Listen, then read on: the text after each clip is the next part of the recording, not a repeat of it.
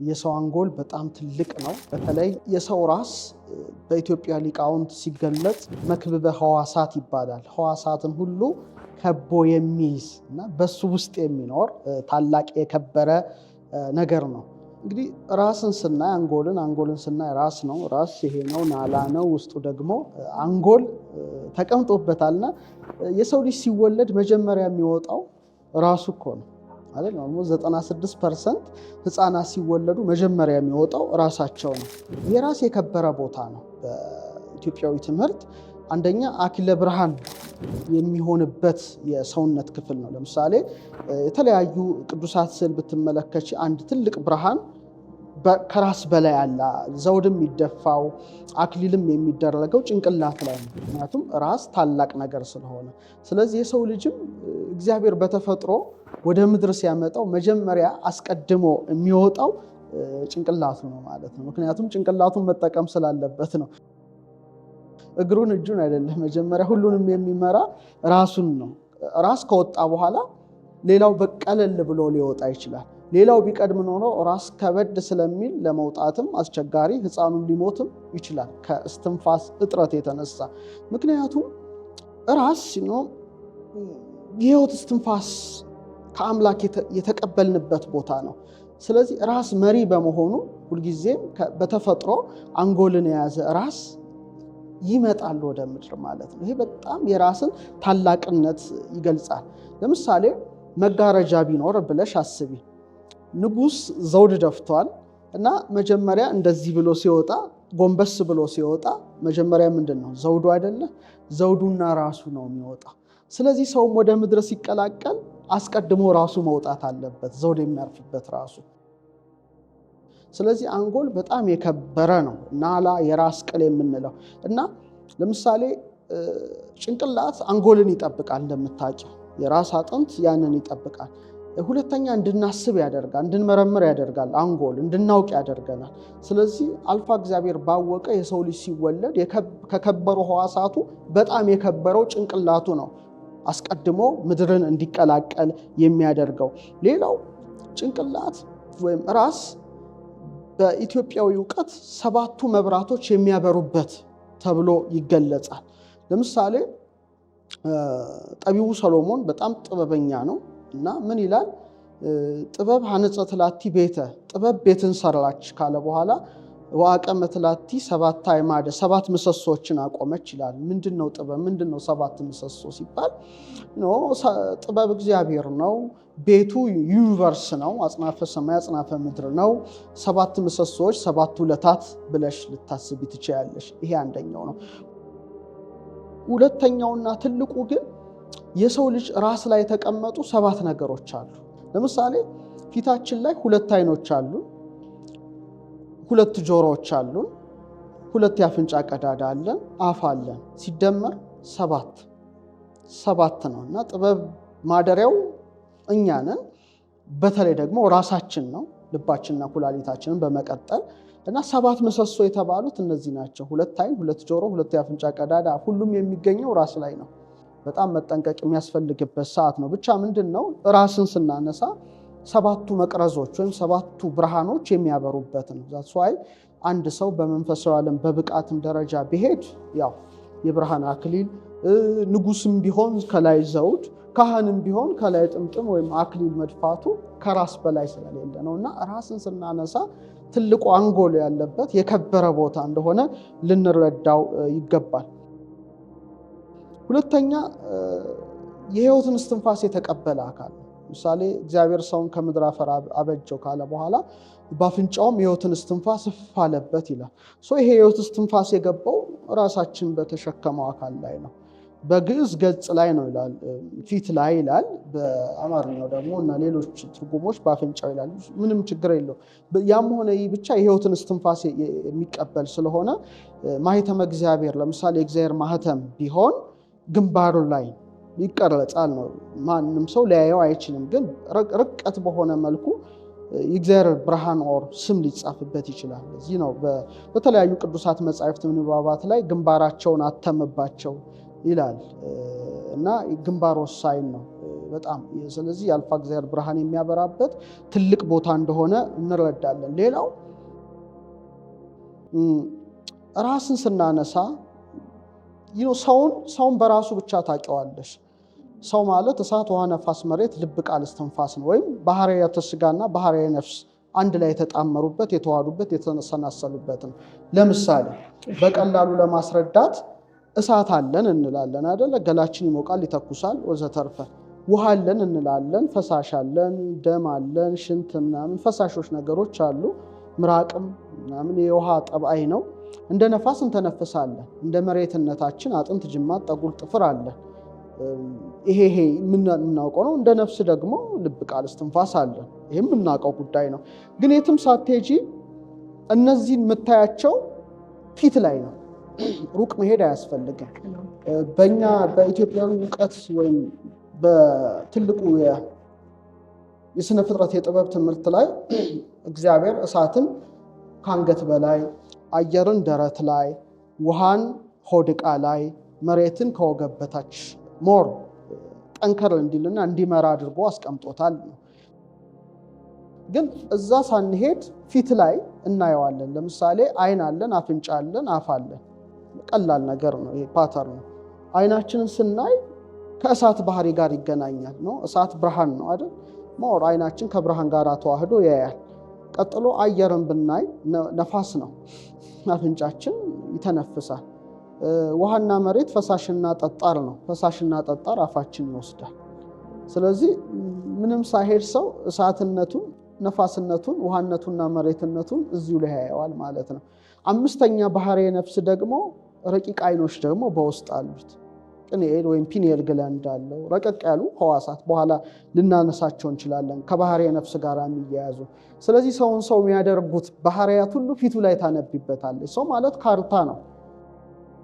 ሰው ዝም ብሎ ፊቱን በመስታወት እያየ እንዲኖር አይደለም። እያንዳንዱ ህዋሱን እያየ የሰራውን አምላክ እንዲያደንቅ ከመሆኑ ጋር ተያይዞ እነዚህ ሁሉ ካርታዎች የእሳት፣ የነፋስ፣ የውሃና የመሬት ካርታ እና ባህርየ ነፍስ ደግሞ በራሶቹ መካከል ሴንተር ላይ መካከል ላይ አድርጎ ደግሞ እዚህ ጋር ረቀቅ ያለ አይንን ሰጥቶታል ማለት ነው። ስለዚህ በዚህ መልኩ ሰውን የሚታወቅበት ነው ራስን ስናነሳ። ሌላ የሰው ልጅ ይቀመጣል፣ ይቆማል። በመቀመጡ ምድራዊ ነው፣ በመቆሙ ሰማያዊ ነው እና ሲቆም ወደ ሰማይ ያለው ክፍሉ ጭንቅላቱ ነው። ምንም ግዴታ ቀና ብሎ የሚያየው እንትን ነው። ሁለት እግሩ ደግሞ መሬትን ይረግጣል። ስለዚህ ራስን ስናነሳ ሰማያዊ እንደሆነ እንረዳለን። ቦታውም ሰማይ ነው። ጭንቅላታችን ሰማያዊ ምስጢር የያዘ ነው። እስካሁን እየተነተን እንደመጣ ነው ማለት ነው። ስለዚህ ሰው ከእንስሳው የሚለየው እንስሳትን ሲፈጥራቸው እግዚአብሔር 4 እግር ሰጥቷቸው ነው። 4 እግር ሰጥቷቸዋል። ሳር ይግጣሉ፣ ይጎነጫሉ፣ ይዋለዳሉ። በቃ ሀሳባቸው መብላት፣ መጠጣት፣ መውለድ ነው። ከዛ ውጭ ሊያስቡ አይችሉም። ስለዚህ 4 እግር ሰጥቷቸው መሬት እያዩ ነው የሚኖሩት። ለምንድን ነው? ተፈጥሯቸው መሬት ነው። በቃ ከምግብ ውጭ ማሰብ አይችሉም። ከመጠጥ ውጭ ማሰብ አይችሉም። የሚጠለሉበት ቦታ ይፈልጋሉ። ከዛ ውጭ አያስቡም። ሌላ መውለድ ስጋዊ ነገር ነው። ተራክቦ ጾታዊ ግንኙነት ይፈጽማሉ፣ ልጆቻቸውን ያስቀጥላሉ ነው። ሰው ግን እንደዛ አይደለም ነው። ጭንቅላቱ ሁለት እግር ብቻ ነው ያለን ነው። እንደ ዘንግ መልምሎ እንደ ሸት ፈልፍሎ ቀና እንድንል አድርጎናል። ቀና የሚለው ደግሞ ጭንቅላታችን ነው። ምድራዊ ሳትሆን ሰማያዊ ጭምር ነህ ነው። በእግር ምድራዊ ነህ፣ ትወልዳለህ፣ ትበላለህ፣ ትጠጣለህ ምናምን። ግን እንድትበላ፣ እንድትጠጣ፣ እንድትወልድ ብቻ አይደለም ምድር ላይ የመጣኸው ነው። ክልክል ነው፣ በጣም ክልክል ነው። ሰው ለመብላት፣ ለመጠጣት፣ ለመውለድ ብቻ ምድር ላይ የመጣ ከመሰለው ከእንስሳው የሚለይበት ነገር የለም። ሰው አይደለም። ሰው ግን ቀና ይላል። ሰማያዊ ርስት እንዳለው ያስባል። የሰማይ ሰማያት ይሄዳል። አምላኩን ይሻል፣ ይፈልጋል። ተመስጦ፣ ተስፋ፣ ፍቅር፣ ምንትስ የሚሉት የመንፈስ ፍሬዎች ከፍ ከፍ ይላሉ። ስለዚህ ሰው ሲቆም ሰማይን የሚነካ እንትኑ ይሄ ነው። ግዴታ ቀና ብሎ ካላየ ሰው መሆኑን ያጠራጥራል። ለምን ሰው ከዋክብት ምን ይሰራልናል? ፀሐይ፣ ጨረቃ ምን ይሰራልናል? ለምን እናንጋጥጣለን ይላል። ያ ከሆነ ለምን እንደ እንስሳ 4 እግር ኖሮት መሬት እያየ አይኖርም? እና ፈጣሪውም ይጠይቀዋል። ጭንቅላት የሰጠው 2 እግር የሰጠው ቀና እንድትል ያደረኩክ ትልቁን ህዋ አይተህ ገናንነቴን እንድታውቅና ሰማያዊ ርስት እንዳለ እንድታስብ ጨምሮ ነው ብሎ ሲጠይቅ መልስ የለንም። እና ዋናው ምንድነው? ራስን ስናነሳ ስንቆም ወደ ሰማይ የሚያው ክፍላችን እሱ ነው። ትልቅነት ነገር ነው። ለምሳሌ ከአትክልት ጋር ብናገናኝን አዝሬት አትክልት እጽዋት እግራችን እንደ ስር ነው፣ እንደ አባትና እንደ እናት ነው። ሁለት እግር ብቻ አለን አይደል? ሁለት እግር አለን። ከዛ ይሄ ያለ፣ ከዛ ይሄ እጅ ምናምን አለን። ጭንቅላት ከላይ ሆነ። ምንድነው የሚያመለክተው? ይሄ እንደ ስር ነው። ለምሳሌ ዛፍ ምን አለው? ስር አለው፣ ግንድ አለው፣ ቀጥሎ ቅርንጫፎች አሉት፣ ጫፍ አለው። ሰውን ይመስላል ነው። እንደ ስር እግር አለን ነው። ይሄኛው እዚህ ድረስ ያለ ነው፣ እኛ ነን ግንዱ። ይሄ ደግሞ ቅርንጫፍ ነው። ሁለት አለ፣ ከሁለት ላይ ደግሞ 10 እንደ ብራንችስ ናቸውና ስለዚህ እኛ መገኛ ወላጆች አሉ፣ እኛ ያለ፣ እኛ ደግሞ የምንወልዳቸው ምናምን የኛ ልጅ ይቀጥላል። ይሄ ግን ሰማያዊ ነገር ነው። ጫፍ ነው፣ ቦታውም ላይ ነው፣ ከፍታ ነው። የምድራዊ ጉዳይ አይደለም ነው። መውለድ መክበድ ብቻ አይደለም፣ መገኘት ብቻ ሳይሆን ሰማያዊ ርስት ነው። ከዚህ በላይ በቃ ሌላ ዓለም ነው፣ ከፍ ያለው ረልም ነው። እና ይህን ነገር የምናውቀው እንትን ነው። ስለዚህ በአጠቃላይ ምንድነው? የሰው መታወቂያው ጭንቅላቱ ፊቱ ነው። ለፓስፖርት ፎቶ ብትነሺ እግርሽ አይነሳም፣ እግርሽ አይነሳም፣ ወድም አይነሳም። መታወቂያሽ አይደለም፣ መታወቂያሽ ፊትሽ ነው። በቃ ከአንገትሽ በላይ ሰው እግሩ ቢቆረጥ ይኖራል፣ ጭንቅላቱ ከተቆረጠ ግን መኖር አይችልም። ስለዚህ በጣም ወሳኝ ነው ሰው ክፍል። በመንፈሳዊም ትምህርት ሰው ሲሞት ሰውነቱ ይሞታል፣ ይነሳል። ሰው በተለያየ ቤተ እምነት ቢኖርም ይህም የሚታወቀው ምንድነው? ሲመሽ እንተኛለን። ስንተኛ አልጋችን ላይ ነው የምንጋደመው፣ ቁጭ ብለን አንተኛም። ስጋችን ያንኮራፋል፣ ለጥ ብሏል። ነፍሳችን ግን ህልም ታልማለች፣ ረፍት የላትም። ልክ ጠዋት ሲነጋ ብድግ እንላለን። ዶሮ ሲጮህ ምናምን ሊሆን ይችላል፣ አላርም ሞልተን። ምንድነው? ሲመሽ መተኛታችን በጨለመሽ ሞት ከዚህ ዓለም መለየታችን ያመለክታል። አልጋ ላይ መጋደማችን መቀበራችንን ያመለክታል። ህልም ማለማችን ወይም ስጋችን ሲያንኮራፋ ስጋ በመቃብር ውስጥ ቢተኛም ነፍስ ግን በሕያውነት መኖሯን ያመለክታል። ልክ ጠዋት ብርሃን ሲመጣ ብድግ ማለታችን ብርሃን አምላካችን ይመጣል፣ እኛ ምንነሳለን ነው። ስለዚህ ምንነሳው ደግሞ አሁን ለምሳሌ እንደ ክርስትናው ቤተ እምነት ጭንቅላታችን ካለበት ቦታ ነው ስጋችን የሚሰበሰበው። ስለዚህ ለእኛ እስከል የራስ ቅል ማለት የከበረ ነው፣ የሚያስፈራ ምልክት አይደለም። ሰው የራስ ቅል ሲያይ በጣም ይደነግጣል፣ ይፈራል። ኖ በጣም የስተት ነው። የራስ ቅል ግን በጣም የተቀደሰ ምሳሌ ነው። የራስ ቅል አናት እና እንደ መጥፎ ምልክት ለምሳሌ ወተትን ማጥቆር፣ ማርን ማምረር እንደሚባለው ክፉ ነገር ሁልጊዜ መልካሞቹን ነገር አጥቆሮ ማሳየት ይፈልጋል እና የራስ ቅል በጣም መጥፎ ምልክት እንዲሆን አስመስሎ ቀርጾታል እንጂ በጣም የተቀደሰ ነው። ሌላው ከህግ ውጪ ባለው ዕውቀት፣ ህግ ማለት በተጻፈ ምናምን በሚለው ውጪ ባለው ዕውቀት የተመሩ ሰዎች አሉ። ለምሳሌ 22 አባቶች አሉ፣ ከአዳም ጀምሮ እስከ ያዕቆብ ድረስ ማለት ነው። ቁጥራቸው ስትቆጥሩ አዳም፣ ሴት፣ ሄኖስ፣ ካናን፣ መላልኤል፣ ያሬድ፣ ሄኖክ፣ ማቱሳላ፣ ላሜ፣ ኖህ እያልሽ ብትወርጂ እስከ ያዕቆብ ሙሴ ጽላት አምጥቶ 10ሩን ቃላት እስኪቀበል ድረስ 22 ናቸው። በጣም ወሳኝ ጉዳይ ነው። እዚህ ላይ ከራስ ጉዳይ ጋር ያለው ማነሳው ማለት ነው። 22 አርስተ አበው ይባላሉ። የእግዚአብሔርም 22 ስሞች አሉት፣ አሌፋት ይባላሉ። አዳምም በስነ ፍጥረት ትምህርት 22ኛ ስነ ፍጥረት ነው። ይህ ወሳኝ ጉዳይ ነው። ስለዚህ በአዳም ተፈጥሯዊ ቀመር ልክ የሰው ልጅ የጭንቅላት አጥንቶቹ ስከል ቦንስ ቁጥራቸው 22 ነው። ይሄ ዝም ብሎ ሊሆን አይችልም። የአንገት አጥንት 7 ነው። 7 ዕለታት አሉ። 22 ስነ ፍጥረት አለ እንደምናውቀው በስነ ፍጥረቱ ከሆነ ስከል ቦንስ 22 ነው። በእያንዳንዱ አጥንት ላይ እግዚአብሔር ስም የሚያንጸባርቅበት ነው። የብርሃን ቦታ ነው። ይሄ ብርሃን ቦታ ነው፣ ሌላ ቦታ አይደለም። በጣም የከበረ ይሄ መታወቅ አለበት። ሌላው ከሶስቱ የማሰቢያ አካላት አንዱና የመጨረሻው ነው። ብሬንን አሁን አንጎልን እያነሳን ራስን እያነሳን ስለሆነ ነው። በኢትዮጵያ ዕውቀት 3 የማሰቢያ አካላት አሉ። እንደ ሳይንሱ ብሬን እያልን አንደክምም ወይ አንጎል አንልም። አንደኛው ኩላሊት ነው። በተለይ ሴቶች ይሄን አይጠቀሙበትም እንጂ በጣም የተሰጣቸው እንትን ነው። ሁለተኛው ልብ ነው። ሶስተኛው ናላ ወይም ብሬናችን አንጎላችን ነው።